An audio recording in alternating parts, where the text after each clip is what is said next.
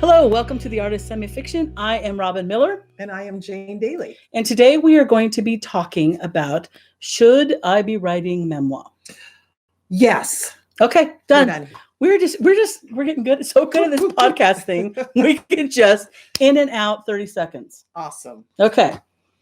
So the question of should I be writing memoir is kind of an interesting one, because even though the last 5 to 10 years has shown a dramatic change in what a memoir is considered and kind of what's the modern sort of reasons for writing one, and even the word count. I mean, so much has changed. And the marketability. Absolutely. So much has changed. And of course, there are still some people who think of a memoir as a famous person writing their story. Mm-hmm. So basically, a biography of a famous person with a little bit of personal narrative thrown in, kind of thing. Right. Which, of course, it no longer is. Correct? It's not. And it used to be written, it's nonfiction. So it used to be written a little bit more, this happened, then that happened. Yeah. And it was kind of bland. It was more informational. Mm-hmm. Sometimes it was kind of like an expose, and then this famous star met that president and, all that kind of rubbish. But that is so not what a memoir is today. What is a memoir? What is a memoir? It's basically a compelling personal narrative that is written about an event or a time period in which something important in some way happened in the life. So a life-changing event. Yeah, something riveting. And there's one of our very good friends, Susie Flory, New York Times bestselling author. She's written I think it's 12. She's either written or co-written 12 memoirs. Mm-hmm. And so she's written one called The Sky Below, one of her recent ones, a true story of summit, space, and speed, about the Scott Parazynski, who was both in space and climbed Mount Everest. So that's riveting because he did something interesting. Also, Thunder Dog, about the dog the blind man who had a guide dog and he went down the towers in 9/11. Mm-hmm. Again, big, powerful. So interesting. Very riveting. And The Good, the Bad, and the Grace of God, with Jep and Jessica Robertson, the Duck Dynasty. Right. People. So those are ones of people that are famous or have done something absolutely riveting, right? Mm-hmm. She's now working on one about a donkey whisperer in Ireland. Oh. So I mean, she wrote the one about Metro the painting horse. Yeah, I mean, come on, and she's going to Ireland and stuff. Come on, she needs a guide, and I think I need to go. But anyway, those are all kinds of memoirs that are now super the norm. But there's been a shift in the last 5 years, and no longer do you need to be somebody who's climbed Mount Everest or someone who has done something really riveting or lived through 9/11 or Mm-hmm. something that powerful. Now there's room in the market for stories that are just wonderfully powerful in your own life, but have a universal application. And that's the key. Yes. Universal application. And if it only is about me and only serves me and only really has anything to do with me, then it's just voyeuristic, kind of self-serving, ought not to be written kind of stuff. So when you're looking at memoir, we've talked about them. I can't remember what podcast it was. We were talking about the different kinds of memoir. I think it was way back in like 2 or 3. No. It was one that was like five or 6 back. I can't remember now. Can't even think about it. But we were talking about how memoir can be for family. Oh, that was just a couple podcasts ago. Yeah. So you can write for family, legacy. Yeah. For ministry. Yeah. All those. Okay. There's now, again, it once was basically our kind of window into the rich and famous kind of world. Yeah. And then it kind of moved into the more interesting, like a meaty story. So it no longer is just important that you were famous. We want to still see something profound in that life, a life-changing event, something that Right. formed you. So we're no longer just looking at where you went to high school kind of thing. The next kind of incarnation of a memoir is that personal story where you can be anybody. You don't have to have a large platform. You don't have to have any kind of following or fame of any kind, but your story is powerful and it applies to more than one person. That's kind of, I'm not going to say in, because that makes it sound like it's going to go out. It makes it sound like it's the flavor of the month. And I don't think I think it's come to stay. If you've got a powerful story and it's applicable to more than you or your family, I think that's absolutely going to come to stay. And I taught a workshop on this at the WCCW on story to story, turning your loss into a light. So what kind of dramatic thing have you gone through or you've experienced that you can use to minister to other people? Yeah. Just by the writing of it, your truth and what you learned, right, kind of thing. It doesn't have to be a how-to. So ergo, you need to do step 1, step 2. Right. It's still just a story written in personal narrative. Yeah, You can the story the book that I got published about Bobby's death was basically written for other women who've lost a child to find out there is hope, there is grace. You will find grace again. Yeah. And that kind of candor that is happening and that opening of people's lives and hearts is so redemptive and healing. If you feel like you are not the only one to have ever lost a child or gone through infertility or have had a struggle through an adoptive child that has issues or whatever your thing is, or be a young widow or whatever it is, it's a beautiful way to have somebody enter into your world and say, we're not alone. Right. So that's why it's becoming really popular. The way it's being couched, though, is no longer in kind of a nonfiction, the narrator's telling you what happened and what happened and what happened and what happened. It's being written as if it were a fiction story, as if it was fictional. Using those fiction techniques to really make your writing sharp. Yeah. Well, just say some things that are in fiction that some people might not, if you don't know really what creative nonfiction or memoir is. What would you have in fiction that you also need to have in creative nonfiction? Good dialogue. Boom. That was never in the old. Right. The old school memoirs never had dialogue because it was a narrator telling you information. Right. What else? Character development.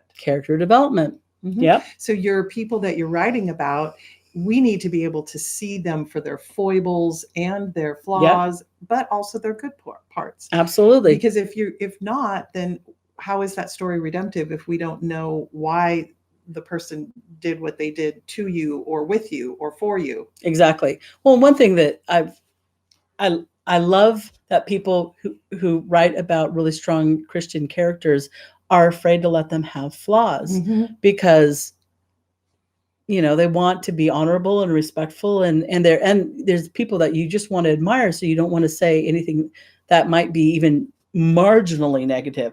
But the fact is, I gag when I see somebody who feels like they've just popped out of the womb knowing all the Old Testament. They were perfect. Yes. Yeah, and have never had a stumble or a fall. I want a real person. So when I see somebody who has lost a child and immediately was thanking the Lord, and just utter joy was pouring, through their body, I think, what? Yeah, that wasn't my experience. No. Although I clung to my Lord, I was sobbing. Oh, yeah. Right. And I was putting myself into my daddy's arms and letting him hold me while I sobbed. So it wasn't all things work together for good, kind of thing. Right. I cried every day for I don't know how long. Well, and it's for me, our child was a baby and yours was a grown man. But every year I think you would be this old and you would have too, though. Every year on his birthday, yes. I go, he would be 38. Yeah. And for me, it's 14. Yeah. And I think, oh my gosh, when he would have become a teenager, and what would he be like? And because I never got to see him through those stages because he was a baby when he died. And when you have people who are like, oh, well, and when every time I think of him, I just think glorious thoughts of the Lord. Well, I know where my son Seth is. Yeah. I know he's with the Lord, and I know that I'm going to get to spend eternity with him. And I'm not grieving in that way anymore. But if you are presented with a character who doesn't have feelings like you, you're not going to relate. You're not going to relate. And you're going to feel, some people feel bad. I think you're going to feel cheated too if you read something like that and you don't get that gut wrenching, I can relate to you with that. But yes, because there has to be a but. As I taught in my workshop, if there's not a but God, then your story is depressing. And you need to get to that point of redemption or that point of grace to encourage other people, because we don't want to go down a path of it was so awful and horrible and I'm still not healed from this mess. Exactly. Don't write about it if that's the case. So you've got this balance between there's no hope. The Eeyore version of a memoir. We're all going to die. Everything's horrible. Yeah. And the Pollyanna version where everything's great and everything's fine no matter what happens. Somewhere in the middle, we live. Mm-hmm. We live with hope, but we also live with real emotions and thoughts that we have to keep captive and support. And a memoir is a beautiful way to vulnerably open yourself up in your journey and the reality of, the moments where you wish you didn't say the thing or do the thing or feel the thing, to give people permission to walk with you. Because if you've gotten to the other side of something, whatever it is, if you've gotten to a place of peace and hope and contentment, but the journey, if you open up that journey, because you just like to say, I'm fine, everything's good. Everything's good. Right? I'm totally over it. Totally. No big whoop. Then people are like, I can't connect with you because I'm still on the journey. Yeah. What you want to do in a memoir is open up your journey, say, come with me, and maybe we can all end up at the same place together. That is a beautiful use of the modern memoir. Mm-hmm. But again, it reads like a story. So as far, if somebody picked up a modern memoir that is told in the contemporary way of compelling personal narrative that is written as fiction, and you didn't have the cover on it, it should read literally like riveting fiction. So good character development, good dialogue, also good descriptions of people, places, things, using your senses. Otherwise, it's going to be dry. And you want to enter the story at the right time. We talked about that before, Mm-hmm. making sure that you are entering the story at the right time, resolving things. You want conflict. You want some antagonist, whether it is even an internal thing. Mm-hmm. I must have done something wrong, so my kid died. That's why my son died. Yeah, a lot of people, a lot of women who've lost either miscarriages or children feel that it's God's punishment. Of course, it's not God's punishment, and our head can know that that's not the character of our God. But we're so in our grief sometimes that we're trying. That's what we think. Yeah, we're trying to find a reason for it. Yeah, because there has to be a why. Yeah. In everything that happens, we have to know the why. It's our human nature, and yet God doesn't give us the why. Yeah. Well, sometimes the why is we live in a broken and fallen world. Exactly. So stuff's going to happen because we are not obeying and following Him the way that we should. Cancer happens. Yeah, because there's infection here. Yeah. Child dying at birth. Happens. It happens. So that's a beautiful use of the modern memoir. And another friend of ours who has written a ton of stuff, and one of her, this is one I think you just need to get. It's Michelle Couchat's Undone, a story of making peace with an unexpected life. Yeah. Now, the reason I bring up this one is, number one, oh my goodness, right? It's just, to me, it's beautiful. She has such an interesting story. But what, if you listen to that title, so it's Undone. A story of making peace with an unexpected life. Now, some people will write a memoir and say, broken from child abuse to healing or something. And there's nothing wrong with that, but you know what you've got on the tin, right? Mm-hmm. So most people who've had that journey or in that journey or might need to go through that journey, that's going to be attractive, that specific thing. Mm-hmm. What Michelle has done is written a book that, even though her unexpected life and making peace with it was a very unique set of circumstances, I can almost guarantee you there's not many people in this universe who will have her set of circumstances, right? So what she's done is used her personal story, which is powerful and amazing and riveting, but she's made it universal in that. Right. The truths are universal. Yeah. So she's not saying you have to have all my circumstances in order to relate. She's talking now about the universals of whatever our life is. If it's unexpected, if it's not what we, when we were 13 years old and, writing down, we're going to have 2 dogs and we're going to live here and buy picket fence and our best friend's going to be next door and all those things that we think, if our life hasn't turned out, even though we could have none of the circumstances of her life, we will get so blessed through the way that she has come to terms with the life that she has had. Mm-hmm. Some of it has been amazing and marvelous and wonderful, and she's had some really tough, scary times too. So that's a beautiful, wonderful purpose for a memoir. It's not just to tell your story and to get it out, which a lot of people think it is. It really is to find the way that what you've learned should even, whatever your unique circumstances are, it should be more than that. Mm-hmm. So we talk about a book that isn't published yet, but is being shopped, a memoir that I wrote. And I don't want it to be about the trauma thing that happened. I want it to be about giving hope. In fact, we've talked about this on another podcast. I started that book letting everybody know that I am happily married. I have 4 beautiful kids. I got a great group of friends. That's one of them.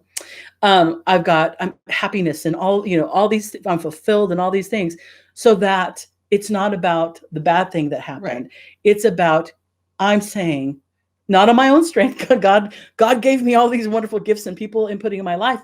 But that's the thing I'm writing about, not about the negative thing. Right. And Michelle isn't writing, let me just tell you my sad story. Let me just sit down, get yourself a big cup of cocoa, because I'm going to tell you and a tragedy. Kleenex. Yeah.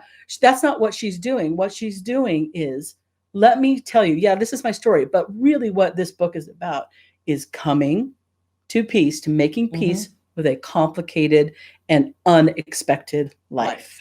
That is so what memoir is about right now. That's it. You've nailed it, Robynne.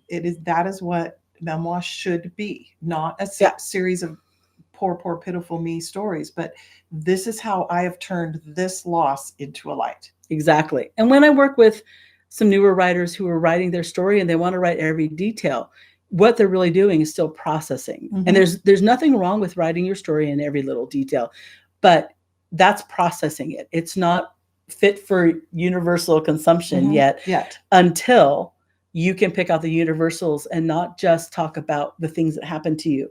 That's still a healing part of your journey.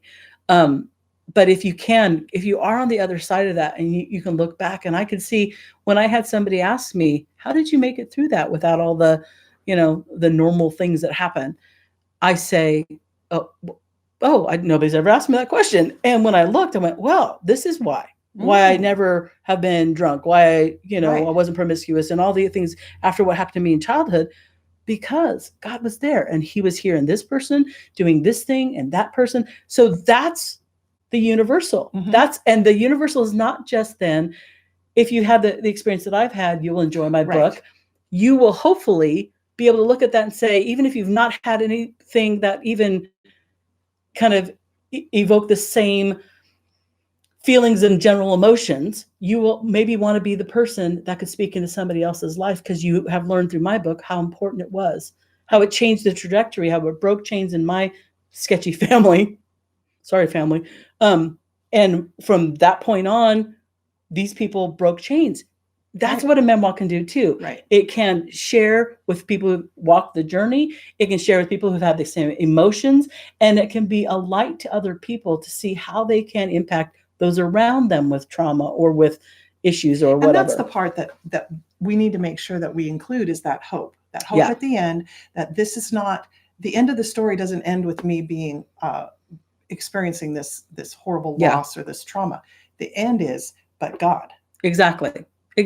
And if you're not writing that and able to write that with authenticity, you might not be ready to write the book at all. And that's not a criticism what I mean is you're not ready for a public version of the book. Right. You might That's be. not to say not to write it. Yeah. Continue to write. Yeah. And journal Right. and sketch, but until you know how, in a sense, that story ends, because that story is a memoir is always a snapshot of time. Mm-hmm. And it can be a long period of time, and it can be, a weekend, like the event with the Thunderdog. Mm-hmm. Roselle, that was the 1 day. 1 day, but there was all the backstory with how we got to that point.